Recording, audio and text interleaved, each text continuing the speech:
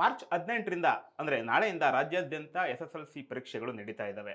March 18ರಿಂದ April 2ರವರೆಗೂ ಈ ಪರೀಕ್ಷೆಗಳು ನಡೀತಾ ಇದ್ದು, ಬೆಳಗ್ಗೆ 10ರಿಂದ ಮಧ್ಯಾಹ್ನ 1:15ರವರೆಗೆ ಪರೀಕ್ಷೆಗಳು ನಡೀತವೆ ಅಂತ ಶಾಲಾ ಶಿಕ್ಷಣ ಇಲಾಖೆ ತಿಳಿಸಿದೆ. ಇನ್ನು ಫಲಿತಾಂಶ ದಿನಾಂಕವನ್ನು ಕೂಡ ಈ ಸರಿ ಮೊದಲೇ ಪ್ರಕಟ ಮಾಡಿದ್ದು ಏಪ್ರಿಲ್ 24ರಂದು ಫಲಿತಾಂಶ ಪ್ರಕಟಿಸಲಿದ್ದಾರೆ. ಇನ್ನು ರಾಜ್ಯಾದ್ಯಂತ 2871 ಪರೀಕ್ಷಾ ಕೇಂದ್ರಗಳನ್ನ ನಿಗದಿಪಡಿಸಿದ್ದು 9 ಲಕ್ಷಕ್ಕೂ ಹೆಚ್ಚು ವಿದ್ಯಾರ್ಥಿಗಳು ಈ ಪರೀಕ್ಷೆಗಳನ್ನ ಬರೀತಾ ಇದ್ದಾರೆ. ಇನ್ನು ಕೆಎಸ್ಆರ್ಟಿಸಿ ಕೂಡ ಪರೀಕ್ಷೆಯನ್ನ ಬರೆಯತಕ್ಕಂಥ ವಿದ್ಯಾರ್ಥಿಗಳಿಗೆ ಉಚಿತವಾಗಿ ಪ್ರಯಾಣಿಸಲು ಅನುಮತಿಯನ್ನ ಕೊಟ್ಟಿದ್ದು, ತಮ್ಮ ಹಾಲ್ ಟಿಕೆಟ್ ಅನ್ನು ತೋರಿಸಿದ್ರೆ ಸಾಕು ಉಚಿತವಾಗಿ ಪ್ರಯಾಣ ಮಾಡೋದಕ್ಕೆ ಅವಕಾಶವನ್ನ ಕೊಟ್ಟಿದೆ.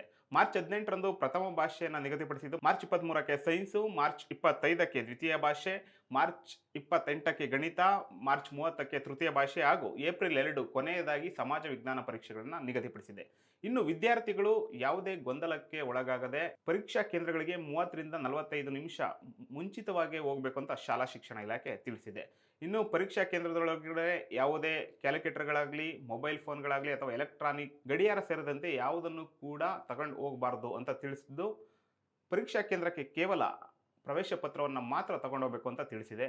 ಇನ್ನು ಎಸ್ಎಲ್ಸಿ ಪರೀಕ್ಷೆ ಬರೀತಿರುವ ಎಲ್ಲರಿಗೂ ದ ಫೆಡರಲ್ ಕರ್ನಾಟಕದಿಂದ ಆಲ್ ದ ಬೆಸ್ಟ್.